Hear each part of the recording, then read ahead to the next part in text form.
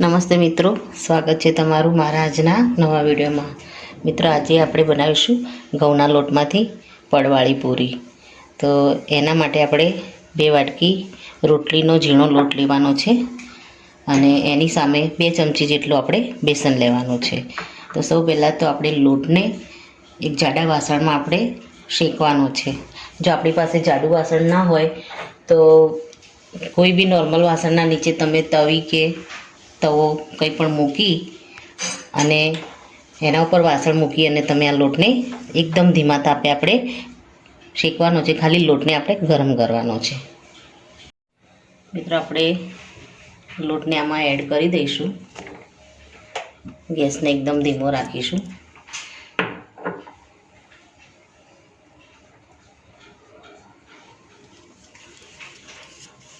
મેં પણ કડાઈની નીચે માટીની તવી મૂકી છે, જેથી કરીને આપણું વાસણ બહુ અતિશય ગરમ ના થાય અને આપણો લોટ સારો એવો ગરમ થઈ જાય। હવે આપણે આની અંદર 1 ચમચી જેટલું આપણે આમાં ઘી એડ કરીશું, જેથી કરીને આપણી પૂરી છે એકદમ ખસ્તા તૈયાર થાય। 1 ચમચી ઘી એડ કરીશું અને બીજું આપણે 2 ચમચી જેટલું તેલ એડ કરીશું।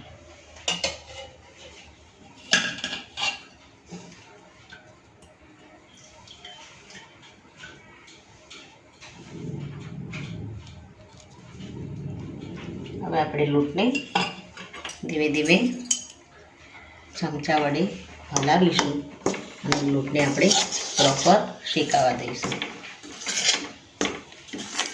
જેથી આપણો લોટ એકદમ છૂટો પડી જશે, એટલે આપણી પૂરી એકદમ ક્રિસ્પી અને કડક તૈયાર થશે।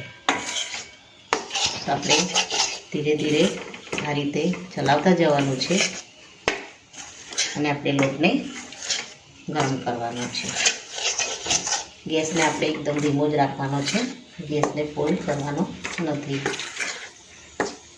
આપણું વાસણ થોડું તાપથી તપેલું હોય એ રીતના તાપમાં જ આપણે લોટને ગરમ કરતા રહેવાનું છે।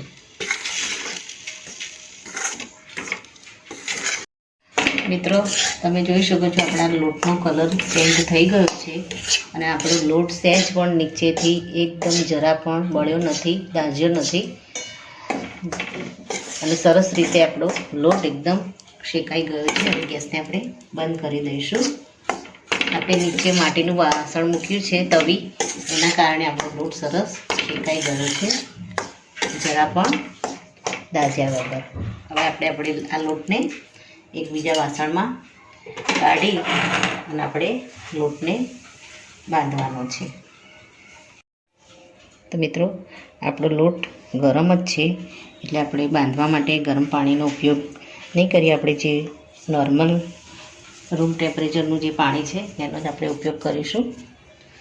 સૌ પહેલાં આમાં આપણે ટેસ્ટ મુજબ આપણે આમાં મીઠું એડ કરી દઈશું।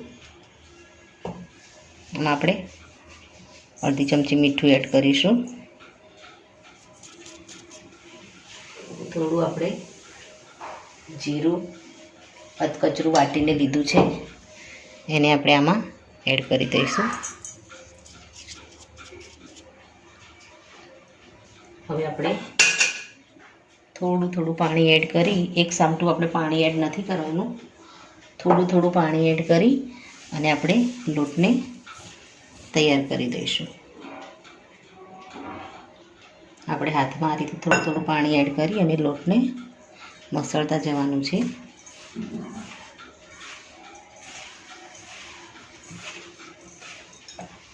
આપણો લોટ ગરમ જ છે,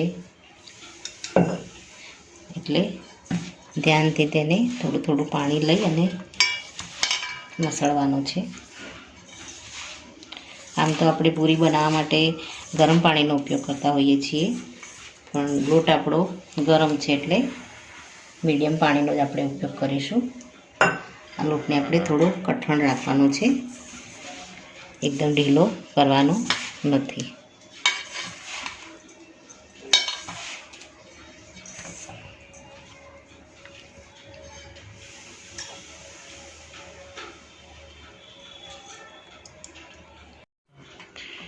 મિત્રો આપણો લોટ બંધાઈને તૈયાર થઈ ગયો છે. આપણો લોટ આ રીતે, હજુ તો આને આપણે રેસ્ટ કરવા મૂકીશું, એટલે પ્રોપર આપણો લોટ થોડો લચકા પડતો થઈ જશે. એટલે આને આપણે ભેગો કરી અને 10 થી 15 મિનિટ માટે આપણે આને રેસ્ટ આપવા મૂકી દઈશું. આને આપણે ઢાંકીને મૂકી દઈશું. ઉપર થોડું આપણે તેલ લગાવી દઈશું.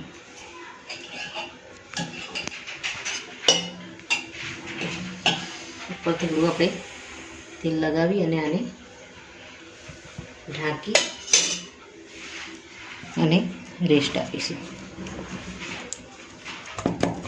મિત્રો આપણે લોટને રેસ્ટ આપીએ પહેલાં એ પછી આપણે એક સાટો તૈયાર કરી દઈશું રોટલી ઉપર લગાવવા માટે. એના માટે આપણે 2 ચમચી જેટલું ઘી લઈશું અને એમાં આપણે ચોખાનો લોટ એડ કરી દઈશું. આપણે 1.5 ચમચી જેટલો આપણે ચોખાનો લોટ લીધો છે.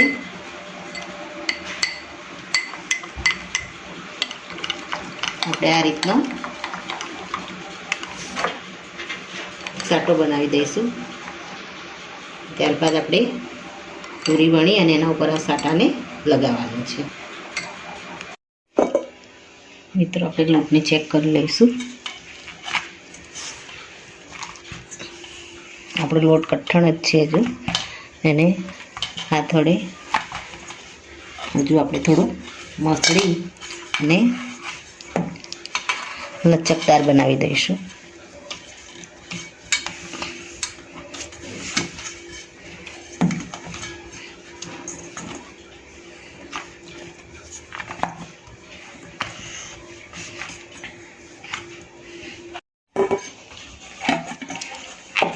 મિત્રો હવે આપણે લોટના લુઆ કરી દઈશું.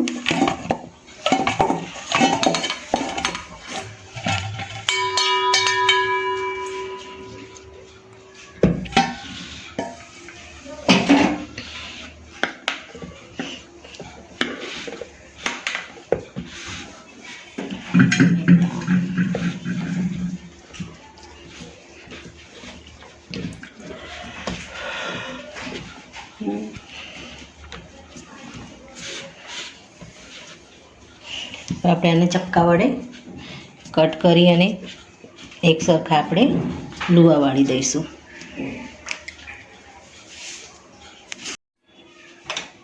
મિત્રો આને આપણે હવે એક સરખા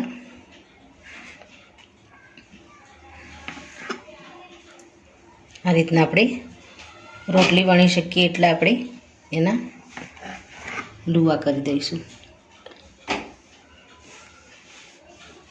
મિત્રો હવે આપણે આ રીતનો એક લુઓ લઈ એને હાથ વડે આ રીતે પ્રેસ કરી અને આપણે મીડિયમ સાઈઝની રોટલી વણી નાખીશું.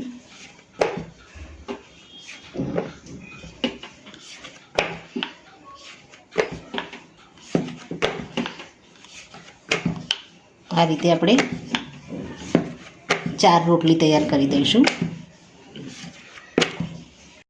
તો મિત્રો આપણે રોટલી બધી બનાવીને રેડી કરી દીધી છે. હવે આપણે આને આ રીતે પાટલી પર મૂકી અને એના ઉપર આપણે જે સાટો તૈયાર કર્યો છે એ સાટો આપણે લગાવી દઈશું.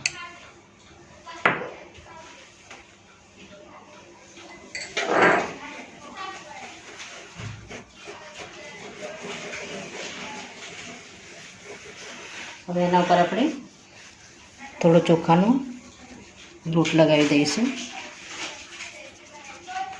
એના ઉપર આપણે બીજી એક રોટલીને મૂકી દઈશું. ફરી એના ઉપર આપણે એ રીતે સાટો લગાવી દઈશું.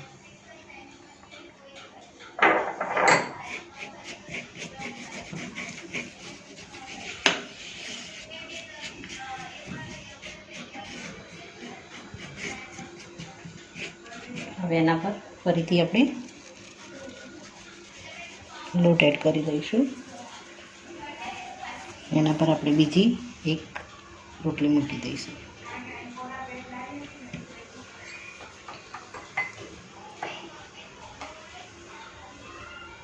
આની પર પણ આપણે સાટો લગાવી દઈશું અને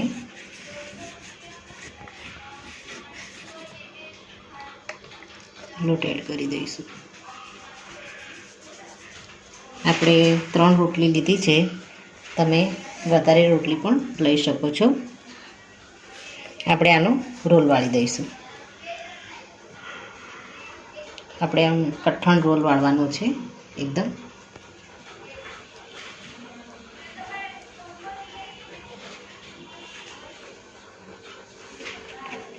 અહીંયા આપણે થોડું પાણી એડ કરીશું. પાણી લગાવી અને ચોંટાડી દઈશું.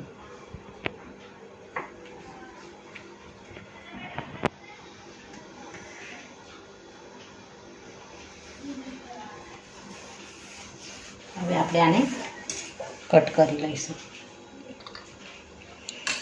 આ થોડું દબાવી અને પ્રેસ કરી દઈશું.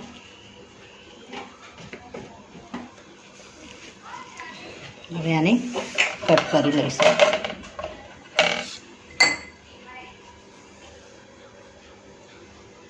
આ ભાગને આપણે કાઢી લઈશું અને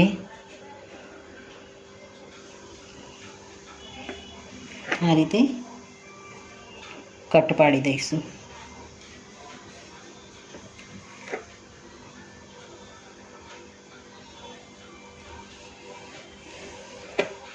આ રીતે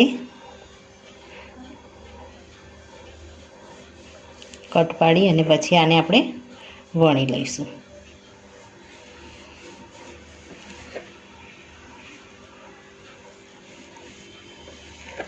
મિત્રો, આપણે પૂરી માટે કટ લગાવી દીધા છે.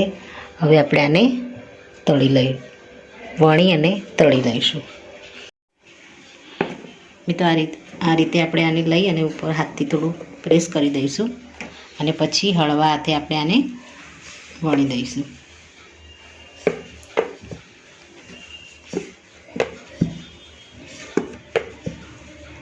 આ રીતની આપણે પૂરી તૈયાર કરી દઈશું.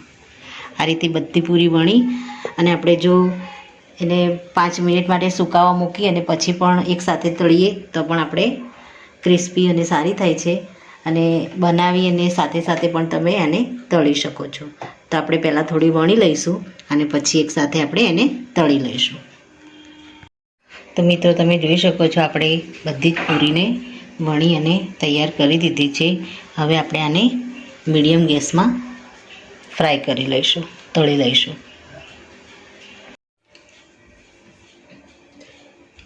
મિત્રો, આપણું તેલ આવી ગયું છે. લોટને આપણે ચેક કરી લઈશું. આપણું તેલ એકદમ મીડિયમ ગેસ ઉપર આપણે આને તળવાની છે.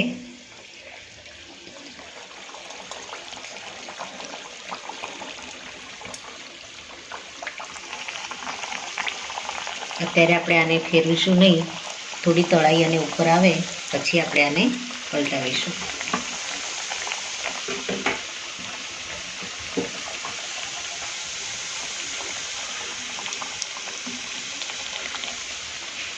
જેમ જેમ આપણી આ પૂરી તળાશે એમ ઉપર આવશે એટલે આપણે આને ફેરવી દઈશું.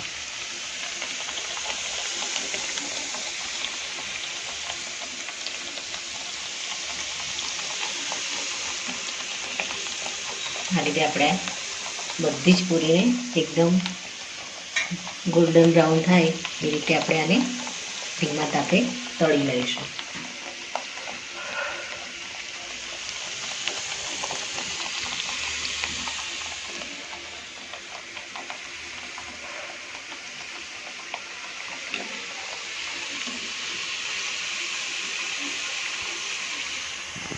મિત્રો, આપણી પૂરીનો કલર ચેન્જ થવા લાગ્યો છે અને પ્રોપર આપણી પૂરી મીડિયમ ગેસ ઉપર તળાવા લાગી છે. થોડો આનો વધારે થોડો કલર ચેન્જ થાય એટલે આપણે આને બહાર લઈ લઈશું. તો આપણી પૂરીનો કલર એકદમ સરસ ચેન્જ થઈ ગયો છે અને આ રીતનો કલર થાય એટલે આપણે એને બહાર લઈ લેવાની છે.